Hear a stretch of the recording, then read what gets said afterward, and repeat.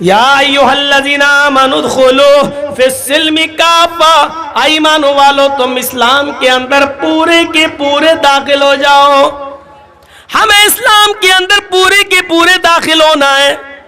ہمیں آدھا ادھورا نہیں. ہمارا اٹھنا، ہمارا بیٹھنا، ہمارا لیٹنا، ہمارا جاگنا، ہمارا کھانا، ہمارا پینا، ہمارا سونا سب اسلامی ہونا چاہیے. جب ہم صبح اٹھیں تو ہماری زبان سے اسلامی جملہ نکل رہا ہو، الحمدللہ الذی احیانا بعد ما اماتنا والیہ النشور. جب ہم کسی سے ملیں تو ہماری زبان سے اسلامی جملے نکل رہے ہوں، السلام علیکم ورحمت اللہ. جب ہم کسی سے مصافحہ کر رہے ہوں اور خیریت پوچھ رہے ہوں تو ہماری زبان سے نکلنا چاہیے الحمدللہ. جب ہمیں چھینک آئے تو ہمارا رہن سہن یہ ہونا چاہیے کہ ہماری زبان سے نکل رہا ہو الحمدللہ. جب ہم کسی اونچی جگہ پر لفٹ پر چڑھ رہے ہوں یا چھت پہ چل رہے ہوں، سیڑھیوں سے اوپر جا رہے ہوں تو اس وقت ہماری زبان سے جملے نکل رہے ہوں اللہ اکبر اللہ اکبر. جب ہم لفٹ سے نیچے آ رہے ہوں یا ہوائی جہاز لینڈ کر رہا ہو نیچے اتر رہا ہو، یا ہم پہاڑ سے نیچے اتر رہے ہوں یا اپنے گھر کی چھت سے نیچے کی منزل پر آ رہے ہوں تو ہماری زبان سے یہ اسلامی جملہ نکلنا چاہیے سبحان اللہ سبحان اللہ. جب ہم لیٹرین میں جا رہے ہوں تو ہماری زبان سے دعا نکلنی چاہیے اللہم انی اعوذ بک من الخبث والخبائث. جب ہم کھانا کھانے بیٹھ رہے ہوں ہماری زبان سے دعا نکلنی چاہیے بسم اللہ وعلی برکت اللہ. جب ہم کھانا کھا کر فارغ ہو جائیں تو ہماری زبان سے جملہ نکلنا چاہیے الحمدللہ. اللہ کی حمد و ثنا. مسجد میں جائیں تو اللہ کا نام لیا جائے، مسجد سے نکلیں تو اللہ کا نام لیا جائے، ماں باپ سے ملیں تو اللہ کا نام لیا جائے، گھر میں جائیں تو سلام کر کے جائیں. اپنے بچوں کو سلام کروانے کی عادت ڈالیں، اپنے بچوں کو اسلامی ماحول دیں، اپنی بیوی کو اسلامی ماحول دیں. اٹھنا بیٹھنا لیٹنا سونا جاگنا کھانا پینا سب اسلامی ہو. جب بستر پہ سونے جائیں تو دعا پڑھیں اللہم باسمک اموت واحیا. ساتھ میں یہ دعا بھی پڑھ لو 10 بار سبحان 33 بار سبحان اللہ 33 بار الحمدللہ 34 بار اللہ اکبر. یہ دعا جو آدمی پڑھ کر سوتا ہے تو اللہ تعالیٰ ایک فرشتہ مسلط کر دیتا ہے، وہ اس کی حفاظت کرتا ہے رات بھر. تب ہم اسلام کے اندر پورے کے پورے داخل ہوں گے. کوئی گناہ کے قریب ہم پہنچ گئے اس وقت اللہ کا خوف ہمارے دماغ میں ہونا چاہیے. دنیا کی کوئی طاقت ہمیں دیکھ رہی ہو یا نہ دیکھ رہی ہو لیکن اللہ تو ہمیں دیکھ رہا ہے. میرے بھائیو اس گناہ سے ہم دور ہو جائیں تب ہے اسلام کے اندر پورے کے پورے داخل. ورنہ وہی سمجھا جائے گا بجلی کے کھمبے پر آم کے پیڑ کے چند پتے چپک گئے ہیں، ہماری باڈی پر چند دینی کام ہو گئے ہیں لیکن ہم جڑ سے مسلمان نہیں ہیں، ہم اپنی بنیاد سے مسلمان نہیں ہیں، ہم اپنے رہن سہن سے مسلمان نہیں ہیں. اور یہاں ہمیں بنیادی طور پر مسلمان بننا ہے اور اسلام کے اندر ہمارا رہن سہن ایسا ہونا چاہیے. اسلام کے اندر ہم ایسے گھل جائیں، اسلام کے اندر ایسے داخل ہو جائیں. مثال دے رہا ہوں ذرا سنیے. پانی کا ایک گلاس ہے، جگ ہے ہمارے پاس، لوٹا پانی کا ایک جگ ہے اور ایک پتھر ہے ہمارے ہاتھ میں. اس پتھر کو پانی میں ڈال دیا اور رکھ دیا. 2 دن کے بعد آپ دیکھیں گے تو پانی میں وہ پتھر پڑا ہوا نظر آئے گا. آپ چاہیں تو ہاتھ ڈال کر پتھر کو نکال سکتے ہیں اور باہر پھینک سکتے ہیں. پانی میں آپ نے ایک پتھر ڈالا، 2 دن کے بعد آپ نے اس کو نکال دیا. اس کا مطلب کیا ہوا؟ اس کا مطلب یہ ہوا کہ پانی نے پتھر کو قبول نہیں کیا اور پتھر نے پانی کو بھی قبول نہیں کیا. جب تک ڈلا تھا، جب چاہا اس پتھر کو پانی سے باہر نکال کے پھینک دیا. ایسا ہمارا اسلام سے تعلق نہیں ہونا چاہیے کہ جب چاہو تب گھس جائیں اور جب چاہے کوئی ہمیں اسلام سے باہر نکال کر پھینک دے. ایسا نہیں ہونا چاہیے اسلام کے ساتھ ہمارا تعلق. جرجیت صاحب کے پاس پانی کا ایک جگ ہے. آپ کے ہاں زردہ بنتا ہے؟ زردہ ارے وہ میٹھا چاول ہوتا ہے, ادھر نہیں بنتا ہے, ہم لوگوں کے یہاں بنتا ہے. تو اس میں کھانے والا رنگ ہوتا ہے. آپ کے یہاں کھانے والا رنگ تو بہت سی چیزوں میں ڈالا جاتا ہوگا, جلیبی میں ڈالا جاتا ہے, پلاؤ میں بھی ڈالا جاتا ہے رنگ. آپ جائیے اور 2 روپے کا 5 روپے کا کھانے والا رنگ کسی دکان سے لے آئیے, اور وہ کھانے والا رنگ پانی کے اس جگ میں ڈال دیجئے. 2 دن آپ انتظار آپ کو نہیں کرنا ہے, 1 منٹ بھی آپ کو انتظار نہیں کرنا ہوگا. آپ تھوڑی ہی دیر میں دیکھیں گے جیسے ہی وہ لال یا پیلا رنگ پانی میں گیا اور پانی کو پورا کا پورا لال کر دیا یا پیلا کر دیا, جو رنگ پانی میں ڈالا گیا پانی اسی رنگ میں رنگ گیا. اب آپ رنگ کو پانی سے الگ کریے, ہو جائے گا؟ جو رنگ آپ نے پانی میں ڈالا ہے اب آپ پانی سے رنگ کو الگ کریے, نہیں ہوگا. اور پانی کو رنگ سے الگ کیجئے, وہ بھی نہیں ہوگا. نہ رنگ پانی سے الگ ہو سکتا ہے, نہ پانی رنگ سے الگ ہو سکتا ہے. دونوں ایسے گھل گئے ہیں, ایسے مل گئے ہیں کہ نہ پانی رنگ کو چھوڑتا ہے اور نہ رنگ پانی کو چھوڑتا ہے. یہ ہونا چاہیے ہمارا اسلام کے ساتھ گھلنا, یہ ہونا چاہیے ہمارا اسلام کے ساتھ تعلق. جب ہم اسلام میں آ گئے, مسلمان بن گئے, تو ہماری جان چلی جائے نہ تو اسلام ہم سے نکلے نہ ہم اسلام سے نکلے. یہ ہونا چاہیے پانی اور رنگ کی طرح ہمارا اسلام کے ساتھ رشتہ ہے. یہاں چند ڈنڈے پڑتے ہیں موب لنچنگ کے موقع پر تو آدمی جے شری رام کے نعرے لگانے لگتا ہے.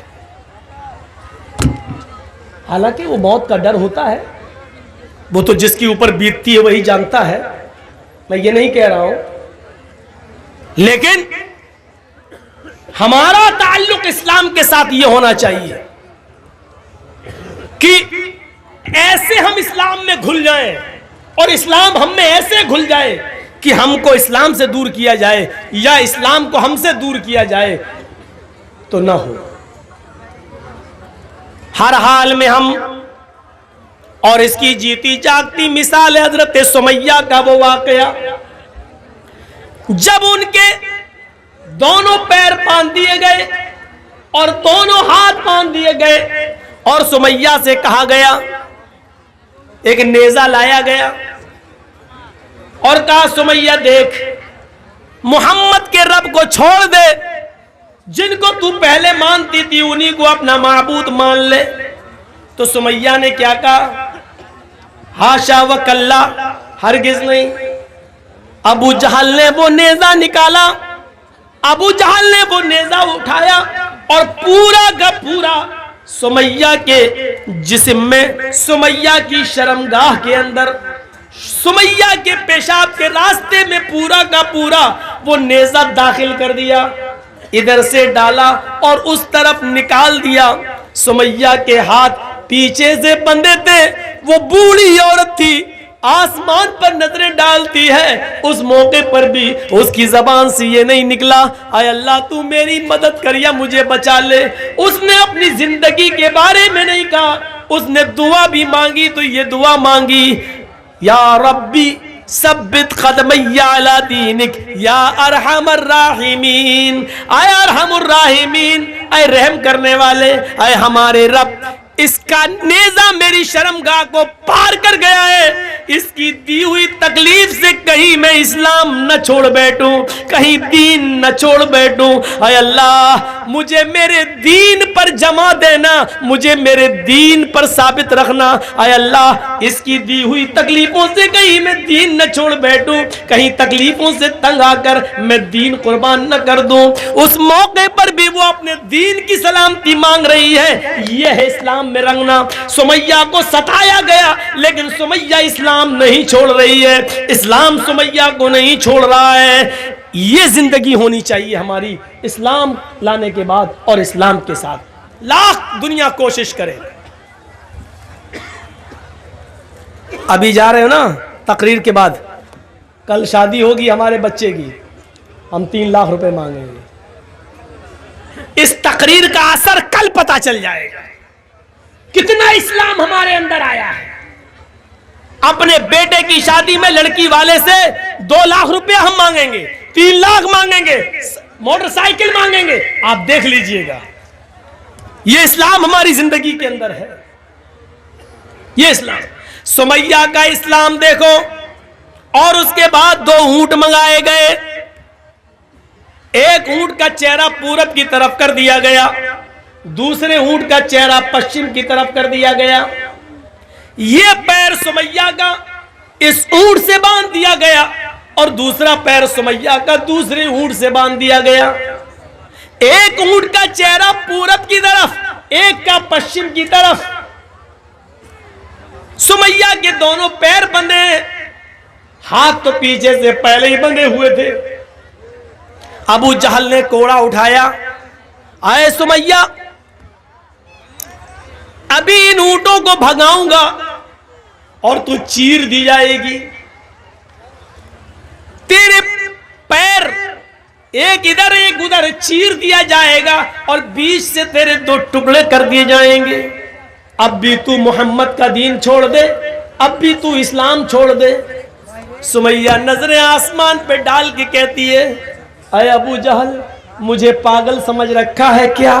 اسلام میں کیسے گھل گئی تھی. یہ دیکھیے منظر, اسلام میں کیسے گھلی ہوئی تھی وہ. کہتی ہے اے سمیہ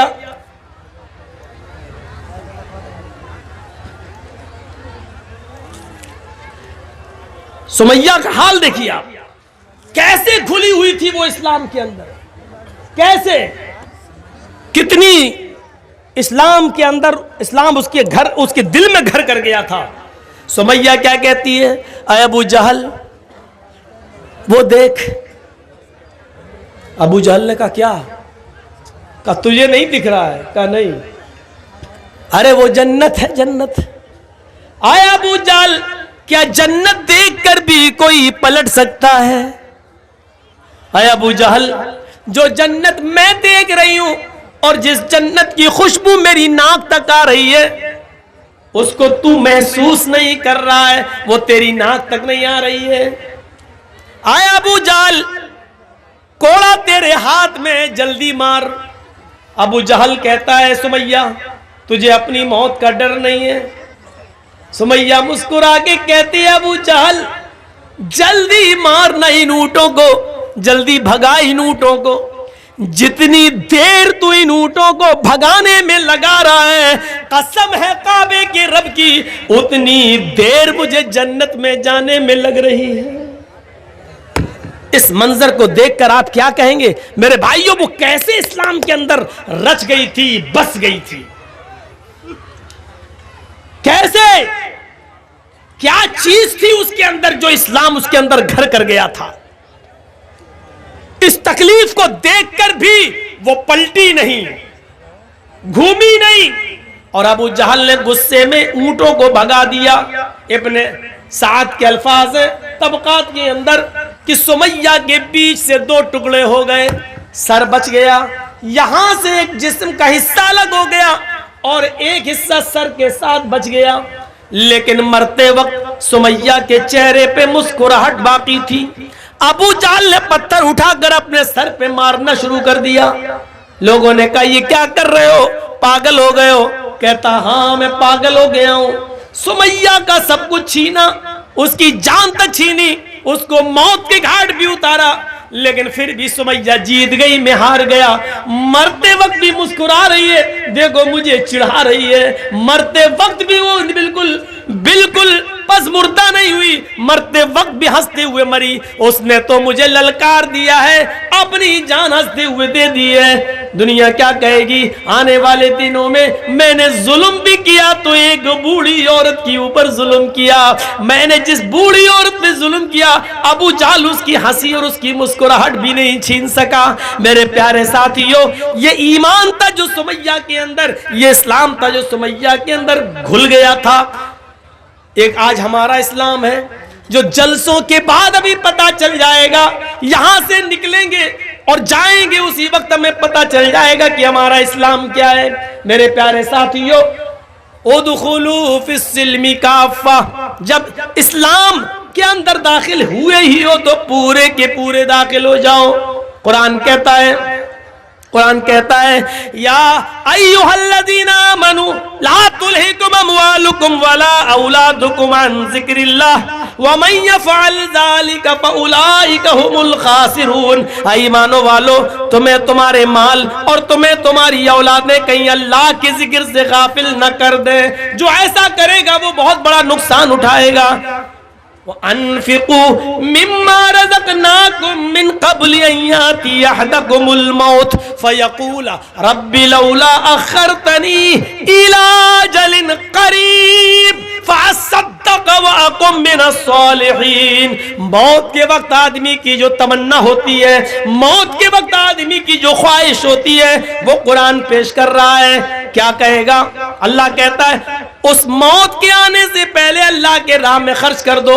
وَأَنفِقُوا مِمَّا رَزَقْنَاكُمْ، اللہ نے، ہم نے تمہیں جو رزق دیا ہے اس میں سے خرچ کرو اس موت کے آنے سے پہلے۔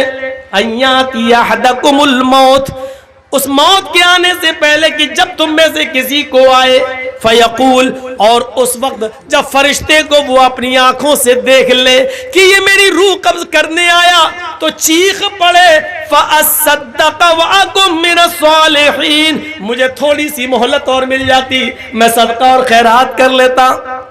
لولا اخرتنی الی اجل قریب، مجھے تھوڑی سی مہلت مل جائے، 1 گھنٹے کا ٹائم دے دے اے ملک الموت، 1 گھنٹے کا ٹائم دے دے، میں ICICI بینک تک جاؤں گا، میں اسٹیٹ بینک تک جاؤں گا، میرے پاس 1 کروڑ روپیہ رکھا ہے، 50 لاکھ اپنی اولاد کو دیتا ہوں، 50 لاکھ اللہ کی راہ میں خرچ کر دیتا ہوں، مجھے 1 دن کی مہلت دے دے، زمین کے فلاں فلاں کونے میں ہمارا مال گڑا ہے، اس کو نکال کر ہم راہ خدا میں ہم خرچ کر دیتے ہیں، تھوڑی سی مہلت دے دے۔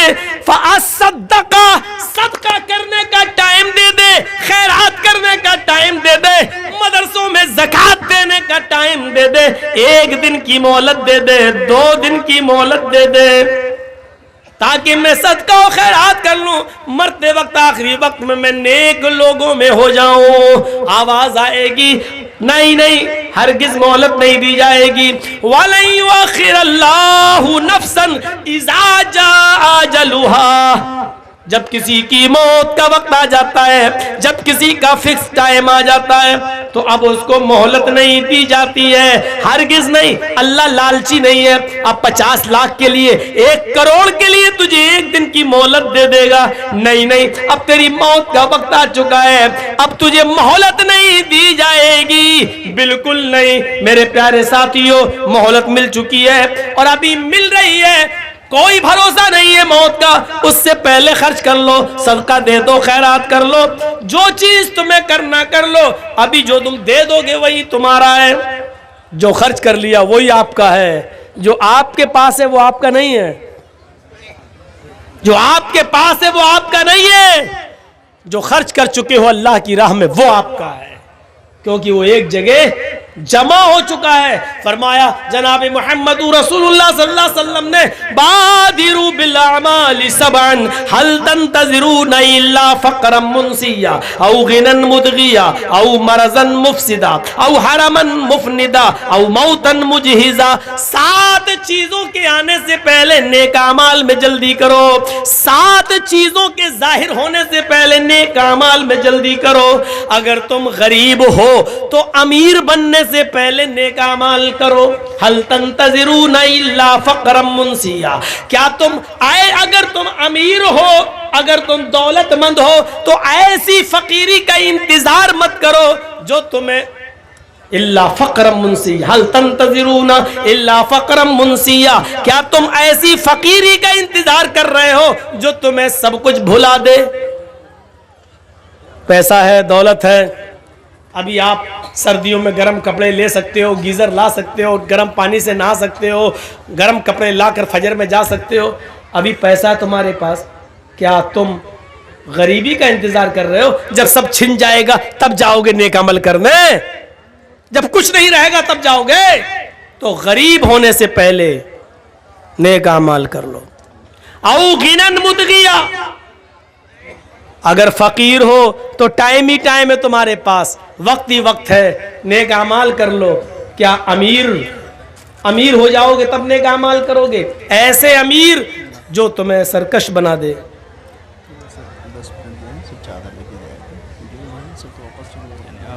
آپ کے اوپر پیدا ہیں تو آپ بولیے، جو کہتے ہیں ایسے کلاس میں ہو نہیں پایا ہے، اور کہتے ہیں فجر میں ہوگا ہی نہیں، فجر تو بند ہے، اس لیے مسئلہ ہو گیا ہے، سب چل جائے گا۔ تو کیا کریں؟ خاص کر کے گاؤں کے جو ہیں، کیا کریں بتائیے؟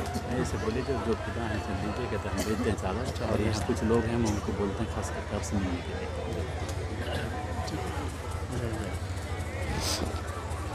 تو ان 7 چیزوں کے آنے سے پہلے ہمیں اور آپ کو نیک عمل کرنا ہے۔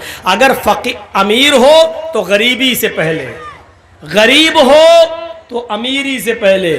جب غریب آدمی امیر بنتا ہے نا تو ایک دم سرکش ہو جاتا ہے، وہ سوچتا ہم نے اپنے ہنر سے کمایا۔ تو ایسی سرکشی کا انتظار، ایسی امیری کا انتظار مت کرو۔ او مرضن مفسدہ، تندرست ہو، صحت مند ہو تو مریض سے پہلے، بیماری سے پہلے نیک عمل کر لو۔ اچھے خاصے ہو، نماز نہیں پڑھ رہے ہو، جب ایکسیڈنٹ ہو جائے گا، ٹانگ ٹوٹ جائے گی، تب جاؤ گے نماز پڑھنا۔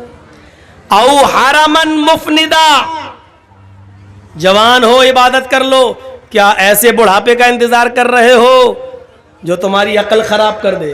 جوانی میں نماز نہیں پڑھی، اب عقل خراب ہو گئی، اب جا رہے ہو نماز پڑھنے، پتہ ہی نہیں وضو میں 3 بار دھو رہے ہو کہ 5 بار دھو رہے ہو، سجدے 2 کر رہے ہو کہ 8 کر رہے ہو، عقل خراب ہو، اب جاؤ گے عبادت کرنے۔ او موتن مجھزا، یا اچانک آ جانے والی موت سے پہلے نیک عمل کر لو۔ زندہ ہو تو عمل کرو، کیا موت کا انتظار کر رہے ہو؟ اب الدجال فشر غائب ينتظر، کیا خروج دجال کا انتظار کر رہے ہو؟ جب دجال نکلے گا تب تم نیک عمل کرو گے۔ اب الساعہ فساعۃ ادھا وامر، کیا قیامت کا انتظار کر رہے ہو؟ قیامت سے پہلے نیک اعمال کر لو۔ تو میرے پیارے ساتھیو، یاد رکھیے گا، سب سے بہتر چیز ہوتی ہے صدقہ و خیرات۔ جو انسان کی تقدیر میں بہت سی چیزیں لکھی ہوئی ہوتی ہیں، لیکن صدقہ آنے والی مصیبتوں کو بھی ٹال دیتا ہے، آنے والی مصیبتوں کو بھی دور کر دیتا ہے۔ صدقہ اور خیرات، تو میرے بھائیوں زیادہ سے زیادہ صدقہ و خیرات کر کے آنے والی مصیبتوں سے اپنے آپ کو بچاؤ۔ تقدیر میں یہ بھی لکھا ہوتا ہے کہ اس آدمی کے اوپر یہ مصیبت آنے والی تھی، اس کا ایکسیڈنٹ ہونے والا تھا، لیکن یہ فلاں دن ایسا صدقہ کرے گا، اس صدقے کی وجہ سے اس کا ایکسیڈنٹ ٹل جائے گا۔ یہ مصیبت آنے والی ہے لیکن صدقے کی وجہ سے یہ مصیبت اس کی ٹل جائے گی۔ یہ سب چیزیں لکھی ہوئی ہیں۔ تو جتنا چندہ ہونا چاہیے اتنا ہوا نہیں۔ میں آپ کے درمیان کچھ لوگوں کو بھیجوں گا، اور ابھی کچھ لوگ چلے جائیں چادر لے کر۔ کم سے کم آپ لوگوں سے میری گزارش ہے، اور اسلام کے بارے میں تقریر سن رہے ہو، آپ نے دوسروں کے کہنے پر جو دیا ہے، لیکن مجھ سے محبت کتنی ہے آپ کو، اور میرے کہنے پر آپ کتنا دیتے ہیں، ایک بار جھولا دیکھنا ہے۔ آپ چادر لے کے بھیجیے۔ آپ کے درمیان کچھ لوگ بچے آئیں گے، چادر دے کر بھیج رہے ہیں، آپ لوگ بیٹھے رہنا، بھی تقریر جاری رہے گی انشاءاللہ۔ اور میں چند احباب کا نام لیتا ہوں جس کا نام اس سے پہلے بھی لیا جا چکا ہے۔ میں ہمارے ہر دل عزیز عبدالسبحان صاحب سے گزارش کروں گا، ہمارے اسی ڈائز پر یعنی اسٹیج پر ہی موجود ہیں، آپ مولانا جرجیت صاحب سے ملاقات کریں اور اپنا خصوصی تعاون جو آپ دینا چاہ رہے ہیں، لکھانا چاہ رہے ہیں، آپ پیش کریں۔ اسی طرح میں فضیلت الشیخ مولانا جرجیت صاحب کے ہر دل عزیز چہیتے ڈاکٹر عالمگیر صاحب سے گزارش کرتا ہوں کہ آپ اپنے تعاون فضیلت الشیخ جرجیت صاحب کے ہاتھ میں دیں۔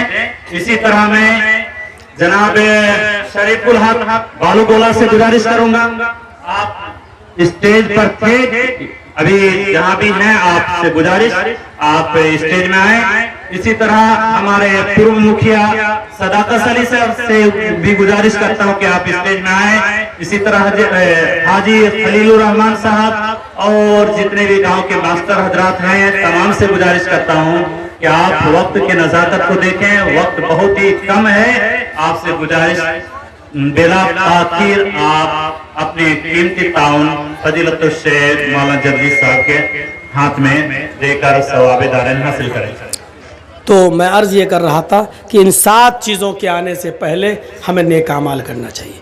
موضوع میرا ہے اسلام کے اندر پورے کے پورے داخل ہو جاؤ. تو آج میں نے جو مثالیں دی ہیں آپ کو کہ ہمیں فائدہ ہو یا نہ ہو، ہمیں قانون کو پر عمل کرنا ہے جو قرآن نے اور حدیث نے بنا دیا، جو محمد رسول اللہ نے ہمیں دیا. دوسری چیز ہم نے یہ بتائی کہ چند پتے بجلی کے کھمبے پر اگر گر جائیں تو بجلی کا کھمبا آم کا پیڑ نہیں ہو سکتا. اسی طریقے سے چند عبادتیں کر لینے کی وجہ سے ہم پورے مسلمان نہیں ہو سکتے ہیں. ہمیں پورے کے پورے مسلمان ہونا ہے اور اسلام کے اندر ہمیں پورا کا پورا داخل ہونا ہے. اور تیسری چیز ہم نے یہ بتائی، اسلام کے اندر ہم ایسے گھل جائیں جیسے پانی کے اندر رنگ گھل جاتا ہے، پھر رنگ کو پانی سے نکالا جائے یا پانی کو رنگ سے نکالا جائے تو دونوں ایک دوسرے سے الگ نہیں ہو سکتے ہیں. اسی طریقے سے اسلام ہم سے نکالا جائے یا ہم سے اسلام کو دور کیا جائے تو ہماری جان چلی جائے، لیکن اسلام ہم سے نہ جائے. تو یہ چیز ہمارے اندر ہونی چاہیے. اسلام اپنی بہت سی خوبیوں کی وجہ سے مشہور ہے جو دوسرے مذاہب کے اندر نہیں ہے. آپ دیکھیے، اسلام ہمیں برابری کا سبق دیتا ہے، اسلام ہمیں مساوات کا درس دیتا ہے. آپ دنیا کے کسی بھی جگہ چلے جائیے، آپ یہاں تک کہ مندروں میں بھی چلے جائیے تو وہاں پر پہلے برہمن آئے گا، پھر چھتری آئے گا، پھر ویش آئے گا، پھر شودر آئے گا. ایک ساتھ پوجا کرنے کی برہمن اور شودر ایک ساتھ پوجا نہیں کر سکتا ہے. آپ کسی بھی مندر کا آپ جائزہ لے کر دیکھ لیجئے. ٹرین میں آپ چلے جائیے، آپ کی اپنی سیٹ، لیکن ایسے بہت سے لوگ مل جائیں گے جو آپ کو آپ کی سیٹ سے اٹھا دیں گے. چلیے ہٹو، ہم بیٹھیں گے، زبردستی گھس جائیں گے. اس اسٹیج پر بھی آپ کسی کو بھی اٹھا سکتے ہیں اور کسی کو بھی بٹھا سکتے ہیں، لیکن مساوات کا درس اسلام نے ایسے دیا ہے کہ اگر آپ مسجد میں نماز پڑھنے کے لیے گئے اور آپ بہت غریب ہیں لیکن آپ اگلی صف میں اگر بیٹھ گئے اور اگلی صف بھر گئی تو آپ کو اس ملک کا بادشاہ اگر مسلمان ہو جائے یا سعودی عرب کا بادشاہ جو مسلمان ہے اگر وہ بھی جائے تو اگلی صف سے کسی غریب کو اگر ہٹانا چاہے تو بادشاہ کا باپ بھی اس کو اگلی صف سے نہیں ہٹا سکتا ہے. اس غریب آدمی کو جو اگلی صف میں بیٹھ گیا ہے اس کو کوئی نہیں ہٹا سکتا ہے. اب بادشاہ کو جہاں جگہ ملے گی وہیں اس کو نماز پڑھنا پڑے گی. یہ اسلام نے حق دیا ہے. تم اپنے گھر میں کسی کو بھگا سکتے ہو، اپنے گھر میں کسی کو اٹھا سکتے ہو، اپنی پنچایتوں سے اٹھا سکتے ہو. یہ مسجد ہمارا گھر ہے اور ہمارے گھر میں آئے ہوئے سب برابر ہیں، فقیر بھی اور امیر بھی، غریب بھی اور بادشاہ بھی. لہذا جو پہلے آیا اگلی صف میں بیٹھ گیا اس کو بھی زیادہ ثواب لینے کا حق ہے اور بادشاہ بھی اس کو اگلی صف سے ہٹانے کا پاور نہیں رکھتا ہے. یہ مساوات کا درس اگر ملے گا تو اسلام کے اندر ملے گا. حضرت عمر فاروق جب یروشلم جا رہے تھے اور یروشلم سے بیت المقدس تک جب اونٹ کا سفر کر رہے تھے تو اونٹ کے اوپر کچھ سامان لدا ہوا تھا، اس لیے اونٹ کے اوپر ایک ہی آدمی بیٹھ سکتا تھا. سامان لدا ہوا تھا، ایک ہی آدمی بیٹھ سکتا تھا. تو حضرت عمر نے یہ قانون بنا دیا، بیت المقدس تک جاتے ہوئے 1 میل تم پیدل چلو گے میں اونٹ پر بیٹھوں گا، پھر 1 میل میں پیدل چلوں گا تم اونٹ کے اوپر بیٹھو گے. تو ایک بار حضرت عمر بیٹھتے تو ان کا غلام اونٹ کی لگام پکڑتا. 1 میل کے بعد پھر حضرت عمر اونٹنی کی لگام پکڑتے اور ان کا غلام بیٹھتا. ایسے ہوتے ہوتے جب بیت المقدس آ گیا، سامنے دکھنے لگا، اس وقت حضرت عمر فاروق کی باری آ گئی کہ تم کو اونٹ کی لگام پکڑنا پڑے گی، اور غلام کی باری آ گئی کہ ان کو اونٹ پر بیٹھنا ہے. غلام کہنے لگا امیر المومنین اگر اس وقت آپ اونٹنی کی لگام پکڑیں گے تو آپ کی عزت کا جنازہ نکل جائے گا، کچرا نکل جائے گا. میں آپ کا غلام ہوں، آپ بیٹھے رہیے، میں اونٹنی کی لگام میں ہی پکڑتا ہوں. حضرت عمر فاروق اونٹ سے کود گئے، نیچے آ گئے اور غلام سے کہا تم بیٹھو، میں تمہاری وجہ سے، میں بے عزتی کی وجہ سے اس جنازہ نکل رہا میری عزت کا کچرا، اس وجہ سے میں اسلام کے انصاف کا مرڈر نہیں کروں گا، مساوات کا مرڈر نہیں کروں گا، سمانتا کا مرڈر نہیں کروں گا۔ بیٹھو، اپنے غلام کو بٹھایا، حضرت عمر اونٹ کی لگام پکڑ کے چل رہے ہیں، حضرت عمر اونٹ کی لگام پکڑ کے چل رہے ہیں۔ وہاں کچھ یہودی کھڑے ہیں، کہہ رہے ہیں لوگوں سے کہ آئے مسلمانوں، کیا تمہارا امیر المومنین وہ ہے جو اونٹ کے اوپر بیٹھا ہوا ہے؟ اور مسلمان بیت المقدس کے پاس جواب دیتے ہیں نہیں نہیں، میرا امیر المومنین تو وہ ہے جو اونٹنی کی لگام پکڑ کے چل رہا ہے، اور وہ جو اونٹ کے اوپر سوار ہے وہ تو اس کا غلام ہے۔ اس کے بیٹھنے کی باری آئی تو حضرت عمر فاروق نے اس باری کو قبول نہیں کیا اور اونٹنے کی لگام پکڑنا ہی گوارا کیا، لیکن اس غلام کو نیچے اتار کر اس سے اونٹ کی لگام پکڑوانا گوارا نہیں کیا۔ یہ حضرت عمر ہے جو اونٹ کی لگام کو پکڑے ہوئے ہیں۔ اس منظر کو دیکھ کر بہت سے یہودی کلمہ پڑھ رہے تھے، اشہد ان لا الہ الا اللہ و اشہد ان محمدن عبدہ و رسولہ۔ میرے پیارے ساتھیوں، اسلام کے اندر پورے کے پورے داخل ہونے کا مطلب یہ ہے کہ یہ سمانتا بھی دکھلانا پڑے گی، یہ برابری بھی دکھلانا پڑے گی، ہاں تقوی بھی اپنے اقربا کے ساتھ انصاف بھی کرنا پڑے گا۔ ملک شام حضرت عمر فاروق کا بیٹا گیا ہوا تھا، ایک جہاد میں جانا تھا، لیکن وہاں کھجور کے پانی کو جو سڑ گیا تھا اور نبیذ اس میں کسی طرح نشہ آ گیا تھا، اس نے وہ پی لیا۔ حضرت عمر فاروق کے بیٹے نے پی لیا، پینے کے بعد عمر فاروق کے بیٹے کو نشہ آ گیا۔ وہ سمجھے کہ یہ کھجور کا سڑا ہوا پانی ہے، اس میں نشہ نہیں ہے، پی گئے۔ پینے کے بعد پتا چلا کہ یہ تو نشے والی چیز تھی، لیکن لوگوں میں مشہور ہو گیا عمر فاروق کے بیٹے نے نشہ کیا ہے۔ وہ عمر ابن عاص کے پاس آئے اور کہا کہ میں نے نبیذ پی لی تھی، مجھے کوڑے مارے جائیں۔ حضرت عمر ابن عاص نے ان کو 40 کوڑے مار دیے۔ 40 کوڑے جب پڑ گئے تو حضرت عمر فاروق کو مدینے میں جب پتا چلا کہ میرے بیٹے کو 40 کوڑے مارے گئے، اس نے نشہ کر لیا تھا، تو ایک گھوڑا بھیجا، اسپیشل گھوڑا، اور عمر ابن عاص کو ایک لیٹر لکھا، گورنر صاحب میرے بیٹے کو اس گھوڑے پر بٹھا کے واپس کر دو اور مدینے میں بھیجو۔ جب عمر ابن عاص نے عمر فاروق کے بیٹے کو مدینہ میں واپس کر کے بھیجا تو بیٹا سوچ رہا تھا کہ میرے باپ خوش ہوں گے۔ باپ نے ان کو گھر میں ان کی ماں سے نہیں ملنے دیا، کہا بیٹے ادھر آؤ، ادھر کھڑے ہو جاؤ، میں نے سنا ہے کہ تم نے ملک شام کے اندر نبیذ پی لی تھی جس میں نشہ آ گیا تھا۔ بیٹے نے کہا ہاں۔ کہا پھر تمہیں سزا ملنی چاہیے 40 کوڑوں کی۔ کہا میرے ابو وہ تو مجھے عمر ابن عاص نے 40 کوڑے مار دیے، میرے پیٹھ پہ پڑ گئے ہیں، میں آپ کا بیٹا ہوں، بے انصافی کیسے کر سکتا ہوں؟ 40 کوڑوں کی سزا تو میں نے ملک شام میں اپنے اوپر کھا لی۔ حضرت عمر نے کہا نہیں بیٹے، وہ سزا نہیں مانی جائے گی، سزا وہ ہوگی جو میں تمہیں دوں گا۔